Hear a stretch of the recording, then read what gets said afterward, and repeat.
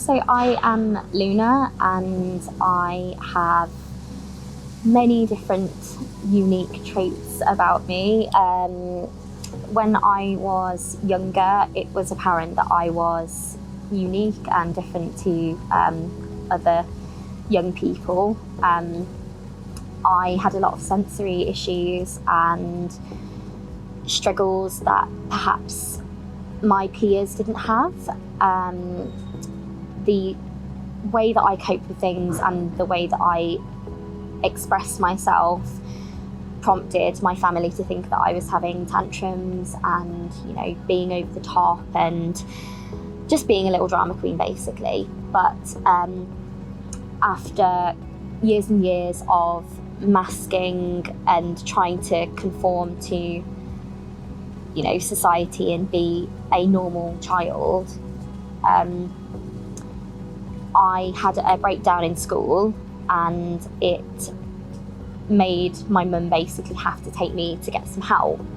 And after lots of sessions with a psychologist and a psychiatrist, I was diagnosed with autism. So I have a diagnosis of Asperger's syndrome alongside extreme anxiety, and with that came obsessive compulsive disorder and tic disorder as well, that was prompted by my anxiety. My best friend passed away when I was 15, which basically toppled me over the edge. One day I decided that my mental illness and my diagnoses aren't labels that are flaws, they are things that make me different. And I found Think for Brum, and I found amazing people like Zoe, and I built my way up and I became chair of Think for Brum now and comms lead. And thank you to my mental illness, it's brought me to where I am today. I'm sitting here with an amazing lady. So yeah. So I'm Zoe, and similar to Louna, I had a difficult childhood. It was quite traumatic. A lot of upsetting things happened, and when I was 16, I was diagnosed with Hodgkin's lymphoma, which is a form of cancer, and with sort of not just treatment, but after treatment as well, I went through some things that were quite traumatic. That was when I started sort of thinking maybe I needed to seek help, but things like mental illness and mental health weren't really talked about in my family. They were kind of sort of hidden, not really acknowledged. So it took me a lot to even think, do I need help or should I get help? It was a few years ago that I was diagnosed properly with mixed anxiety and depressive disorder after going to the GP.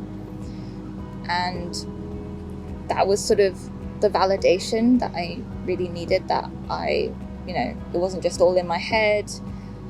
I needed support, and it was okay for me to ask for support. So that sort of led me to Think for Brum as well, where I met Louna, and now I'm the Equality, Diversity and Inclusion Lead.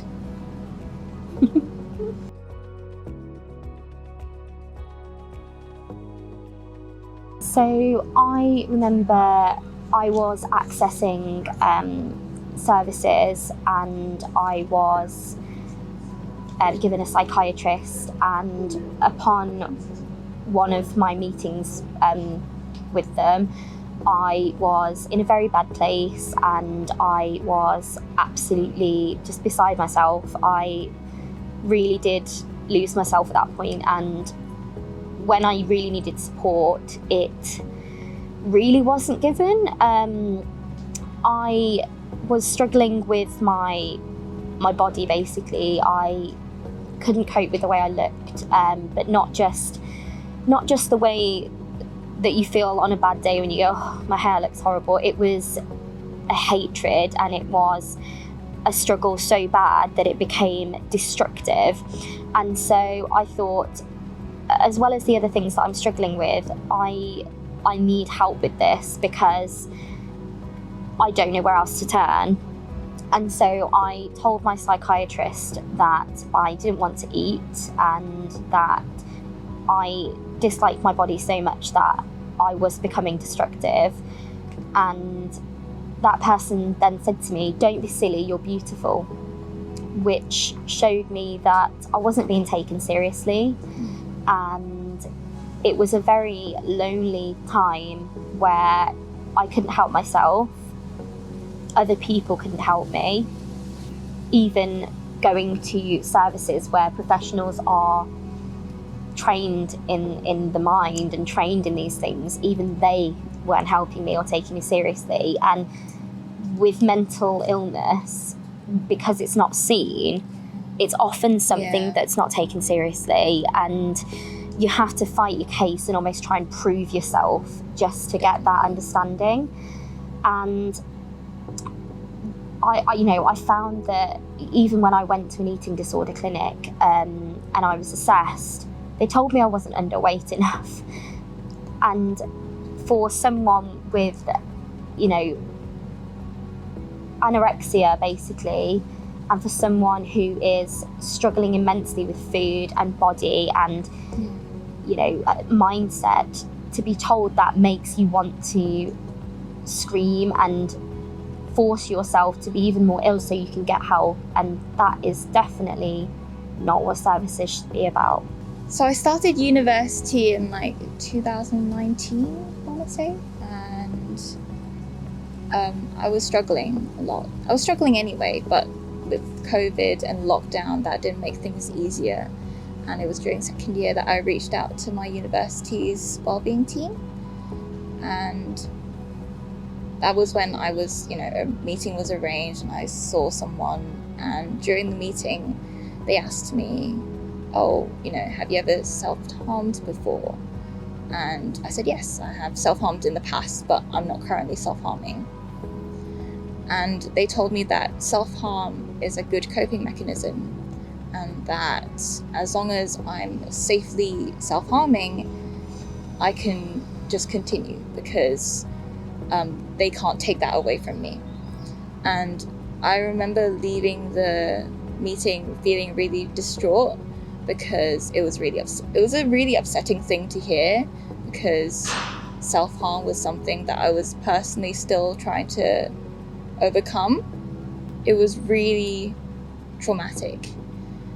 And I was very fortunate in that I was in a position where I wasn't going to relapse. So I was in a healthy enough state of mind that that wasn't going to trigger me into self-harming again, but it could have, and that could have been really dangerous.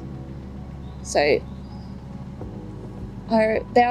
there's better ways to say to someone that there are coping mechanisms for self-harming behavior, but to say and actively encourage self-harming, exactly, it's really damaging and really dangerous. Yeah. I was definitely very confused because I was, being told by someone that I should continue, and it was just sending me a lot of mixed messages about what I should do to cope. So, yeah.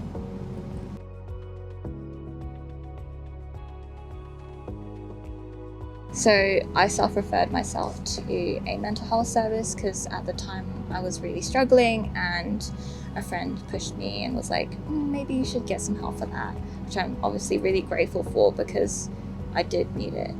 And I had a really, really nice telephone consultation with someone. It was to sort of get me referred to other parts of the mental health service, I guess, or sort of get me the help that I needed. Explain to doctors or medical professionals about my mental illness.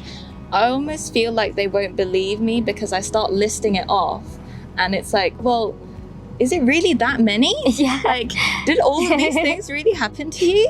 Yeah. So I felt like I almost need to keep it concise and keep it to, name the top 3 things that that are affecting you right now. Otherwise, you'll be exaggerating. Yeah. Like you're making things up. Yeah, here's my list of incredible diagnoses. Yeah.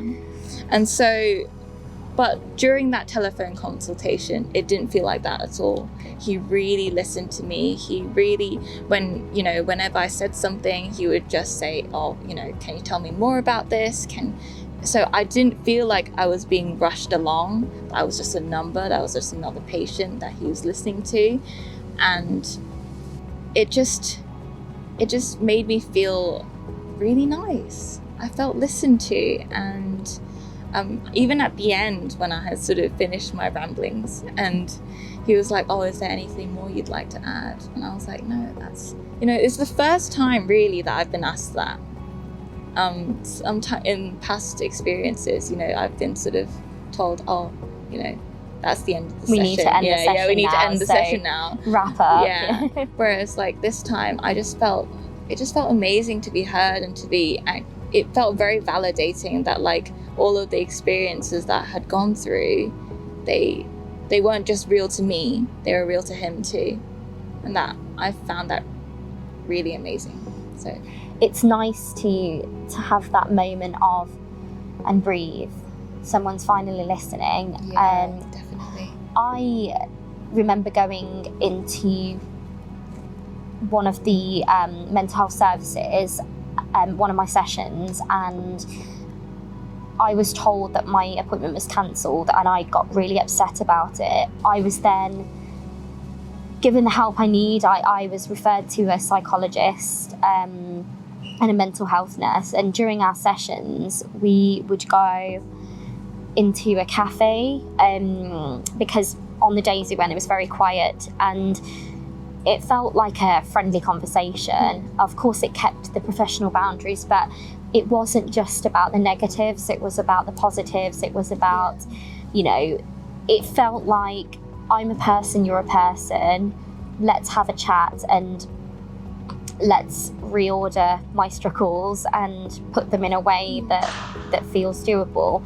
And that made my experience, it was actually with FTB, and that made my experience very positive, and I ended up being discharged on a very, very high note, and that was just a beautiful thing. As scary as it was, my mental health nurse made it a very positive experience, and yeah, it felt a lot less lonely, a lot less scary. I think the similarities between sort of the things that we've just both mentioned is that the staff showed patience and also had an understanding that we are individuals. Exactly. With our own stories. Just because we have this specific diagnosis doesn't mean that we can be grouped into one box. Exactly, and there's not a linear path of recovery or help. It's you are an individual